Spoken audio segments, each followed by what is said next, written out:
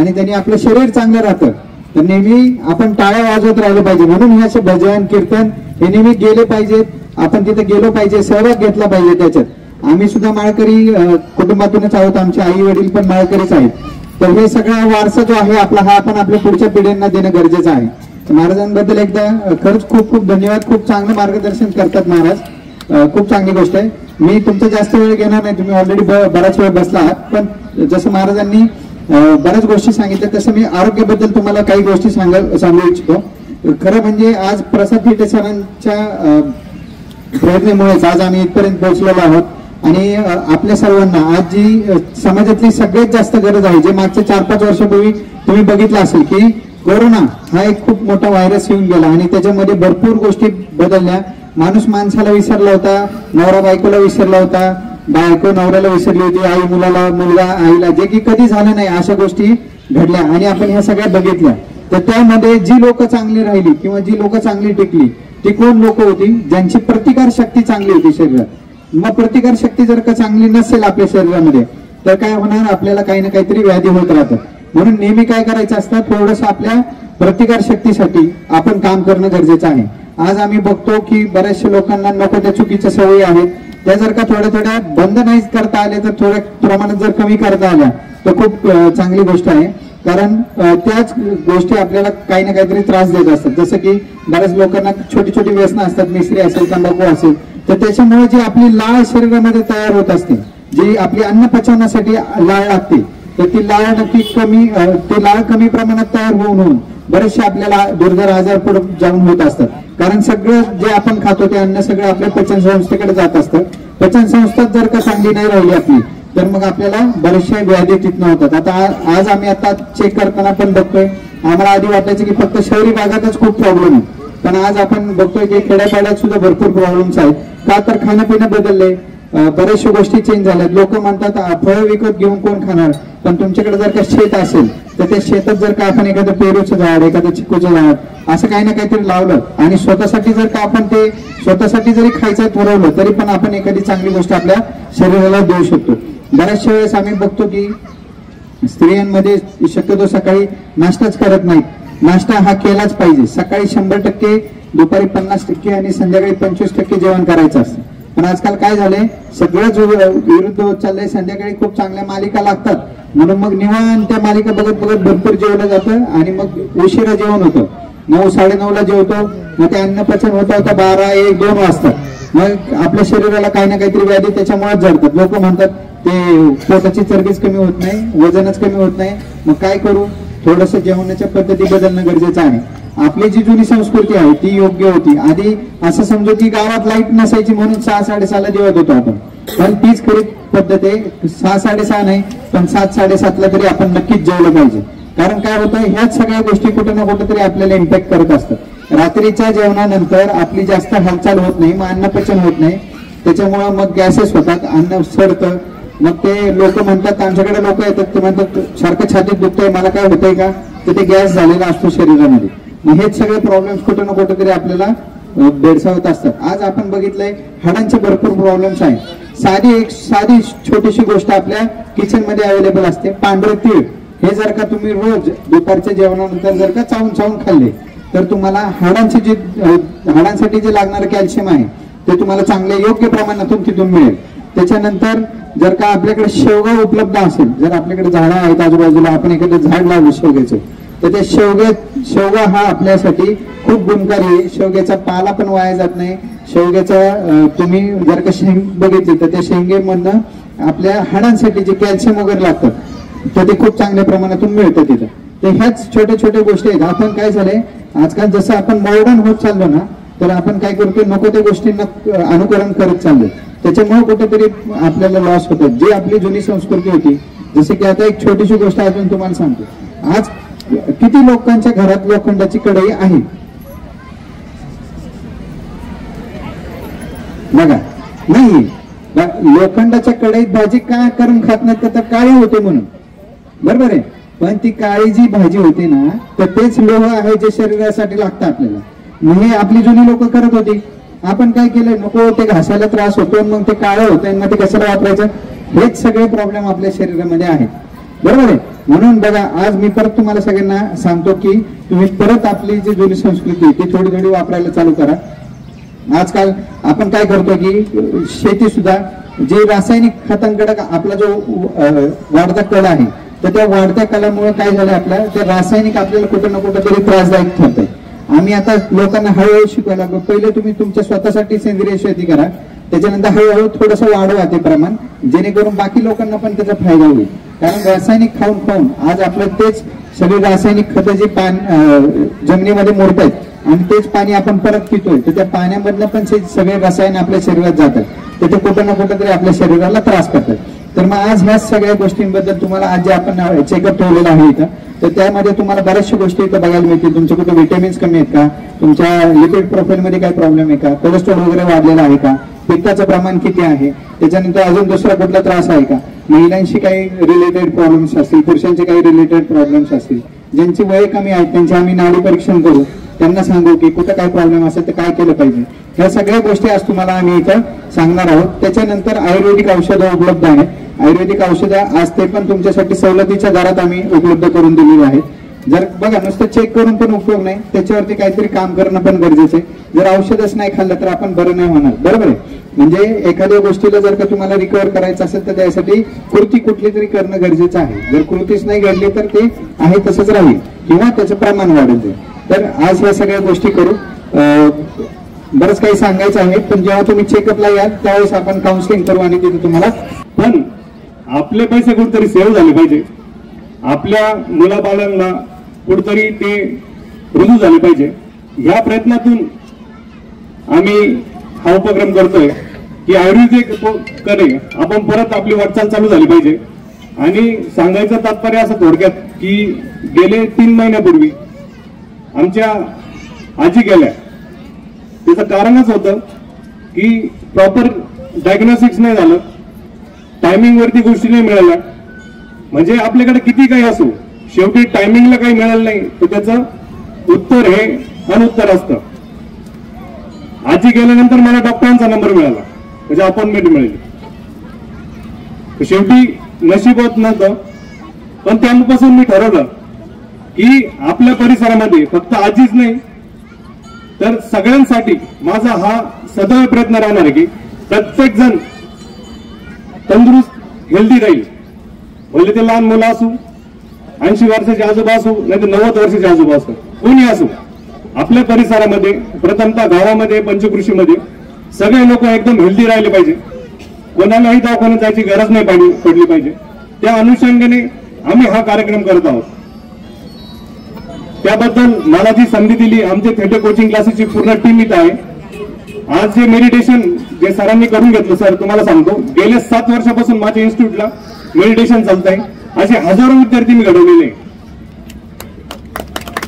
आज काही लोक मला वेडं म्हणतात, याचं काही खरं नाही, खरं माझंच आहे आणि करून दाखवलेलं आहे. आज तुम्हाला चक्क वाटेल, माझे 11वीचा मुलगा आहे, एक मिनिट उभा राहा, साई पगारे, याचे वडील वेल्डिंग करतात दोराळ्याचे. याचे 12वी कॉमर्सचे अख्खे पुस्तकं पाठ आहे, तोंडपाठ 5 नंबर साईज. 12वी कॉमर्स 2 वर्ष कॉलेजला न गेलेला मुलगा आहे. ब्लेझर मध्ये किट मध्ये तुम्हाला ज्या मुली दिसत आहे 10वीच्या आहे, त्या 10वीच्या मुलींचे अख्खे पुस्तकं पाठ आहे. हा जो कॅमेरामॅन आहे वरती आपला सय्यद शिंदे, हा 9वीला आहे, हा 12वी इंडे गरज आहे त्याला. आज त्याचे 100 पर्यंत पाठ आहे. फळाभर तुम्ही पाठ आहे त्याला द्या, तो 40 सेकंदामध्ये कोणता पाढा सॉल्व्ह करून दाखवेल, तुम्हाला कोणताही उत्तर सॉल्व्ह करून दाखवेल. पंचकृषीमध्ये त्याचा हात धरणारा एकही मुलगा नाही. अशी मुलं मी घडवलेले. आणि दुसरी गोष्ट, मी गेल्या 3 वर्षापासून सर्वे करतोय.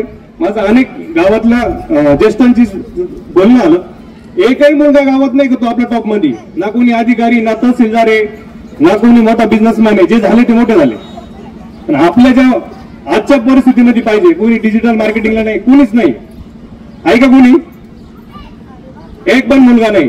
तर आता जी पिढी आता जे होणार आहे ते पुढे PM CM अधिकारी किंवा आणखी मोठे मोठे बिझनेसमॅन होतील, या अनुषंगाने तयार करायचं आहे.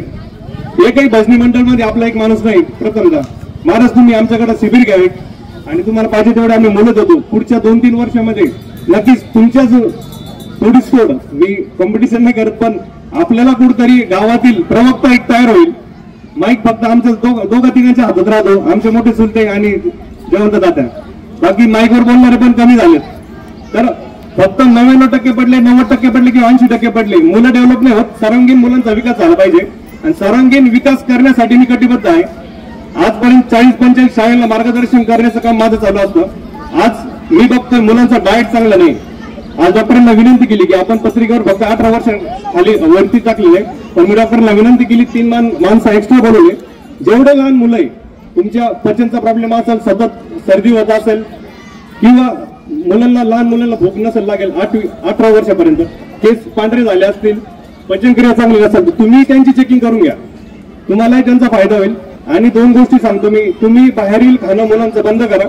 ऑलरेडी माझ्या इन्स्टिट्यूटला मी पालकांना वारंवार सांगतोय आणि ते 90% बंद झालंय. आणि प्रथमतः पालकांनी लक्ष द्यायचंय.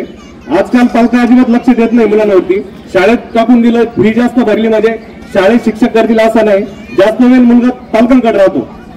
तर पालकांची ही जबाबदारी पडते की आपला मुलगा काय करतोय, काय खातोय.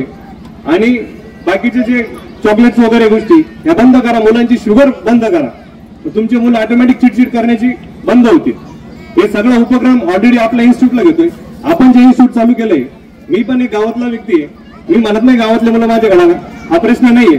माझं सांगण्याचं काम इतकं आहे की आपल्याला आपले मुलं कुठेतरी टॉप लेवलला गेले पाहिजे. तुम्ही कुठेही शिकवा, तुम्ही मोठ्या शाळेत शिकवा, कुठेही शिकवा, फक्त मुलं मोठे झाले पाहिजे. हा माझा प्रयत्न आहे. गावातून तळागावातून आपल्याला सहकार्य करा. दुसरं गावातल्या सगळ्या लोकांना मला एक विनंती करायची, आपल्या काही गावामध्ये काही मुलांचे काही बिझनेस आहेत छोटे छोटे, त्यांना तुम्ही सहकार्य करा. भले तुम्ही त्यांच्याकडून माल नका घेऊ, पण त्यांच्याबद्दल गोष्टी चांगली सांगा. तर हे गोष्टी मला फक्त अपेक्षा आहे, सगळे जे टोपीवाले लोक आहेत त्यांना पहिलं सांगणे की तुम्ही प्रमोशन करा आपल्या मुलांचं. कुठेतरी बाहेर गेले सांगा आमच्या याच्यामध्ये याचं इव्हेंटचं आहे, याचा किराणा दुकान आहे, याचा मॉल आहे, याचं सोयाबीनचं आहे, असे भरपूर लोक आहेत, कोणी खिडक्यावाला आहे. तर ह्या लोकांचं तुम्ही पहिलं प्राधान्य द्या. काही चुकलं असेल तर माफी नाही मागणार मी, कारण हे करणं तुमचे मुलं आहे, माझे नाही. आपले मुलं घडले पाहिजे. परत तुम्हीच सांगतात काय घड आहे त्याचं. तर हे थोडंसं बंद करा, आपल्या गावातून सुरुवात करा आणि नक्कीच चांगलं होईल. दुसऱ्याच्या सांगण्यापेक्षा आपल्या गावांच्या पोरांचं नाव तुम्ही सांगा. आणि पहिली चौकात प्रथमतः आपल्या गावामध्ये एकही मुलगा चौकात बसत नाही टाइमपास करत. आपले सगळे मुलं कुठतरी कामधंद्यामध्ये, भले नोकरीला असेल, संस्थांना असेल, 2 मिनिटं घेतो फक्त. माहिती लेट झाले पण बोलण्याची गरज आहे. आज लहान धुंडी थोडासा मोठा घास घेतोय मी. आणि मुलं डेव्हलप करण्याची आज गरज आहे, काळाची गरज आहे. नंतर पालक पुढे जाऊन 5 लाख 20 लाख असे तुम्ही खर्च करतात. त्यापेक्षा 5वी पासून 7वी पर्यंत गणित पक्का करा, 8वी पासून 10वी पर्यंत त्याचं फाउंडेशन पक्का करा. आणि 11वी 12वी नंतर फक्त डॉक्टर आणि इंजिनिअरिंग नका बघू. हजारो फील्ड पडले, हजारो फील्ड ते मोकळेच राहतात, त्यांच्या जागा सुद्धा भरती नाही. 98, 99 आणि 100% येणारे पोरं हे 5 ते 6 लाख आहे. जागा किती? 1.5 ते 2 लाख. आपल्या मुलाला 70-80% पडल्यावर तरी त्याला घरचे माझा नाही बाबा तू डॉक्टरच होय, कशाला? उलट त्याला मॅनेजमेंटला पाठवा, चांगला मोठा बिझनेसमॅन घडवा. अशा परिस्थितीमध्ये आपण मुले घडवणार आहोत. आणि सगळ्यांना माझ्या पुन्हा एकदा शिवरात्रीच्या खूप खूप शुभेच्छा. थोडं जास्त बोललो मी, पण तरी आपण खिचडी खाऊन सगळ्यांनी आनंद व्यक्त करावा. आणि प्रत्येकाने इथून जाऊन प्रत्येकाने चेकिंग करून घ्यायची आणि मला त्याचा रिप्लाय प्रत्येकाने ग्रुपवरती टाकायचा आहे. थँक्यू. ओम साईराम. हर छत्रपती महाराष्ट्राचे दैवत छत्रपती शिवाजी महाराजांची जय घोषणा झाली पाहिजे, म्हणजे सगळ्यांना जोश येईल. कारण आज महाशिवरात्रीचा जो उपवास आहे तो निरंकार करणारे पण बरेचशा महिला आहेत, पुरुष आहेत आणि शेतकरी कुटुंबातले सगळेजण आहेत. बऱ्याचशा वयागटातली पण लोक इथं आलेले आहेत, जी लहान मुलं पण आहेत आणि काही वयामध्ये जे 40च्या अभाव आहेत आणि काही 60, 70 आणि काही 90, 95 पण असू शकतात. एक सरप्राईज आहे की त्यांच्यामुळं आज जगाला जगणं शिकलेलं आहे की जुन्या परंपरेप्रमाणे डॉक्टर साहेबांनी सांगितलं. आज प्रसाद तिटे साहेबांनी जे आरोग्य शिबिर भरवलंय ते का महत्वाचं आहे, त्यांची व्यथा काय आहे ही त्यांनी जाणून जर घेतली तुम्ही, तर तुम्हाला डॉक्टर साहेबांनी सांगितल्याप्रमाणे तुम्ही शरीराच्या तपासण्या करा आणि त्याच्यामध्ये तुम्हाला जसं आजार जर तुम्ही समजा ज्या बॉर्डरवर आहे तुम्ही त्या बॉर्डरवरचा आजार तुम्ही लवकरात लवकर मुक्त केला तर तुम्ही अजून निरोगी शरीर हे करा. त्याच्यासाठी आपण एक जोरात पहिलं छत्रपती शिवाजी महाराजांची जय घोषणा करू. छत्रपती शिवाजी महाराज की, छत्रपती शिवाजी महाराज की, छत्रपती शिवाजी महाराज की. हर हर हर हर. आता जरा जोश आला आणि प्रसाद तिथे साहेबांसाठी एक जोरदार टाळ्या होते की त्यांनी जे शिबिर लावले त्याच्या निमित्त. आणि महाराजांचं कौतुक करणं म्हणजे महाराजांनी सगळं काय मगाचपासून 2 तास झालं तुम्हाला सगळ्या कीर्तनातून सगळं अध्यात्मिक समजून सांगितलं. परत तुमच्या ह्या क्षेत्रातून समजून सांगितलं की परमात्मा कसा करायचा असतो.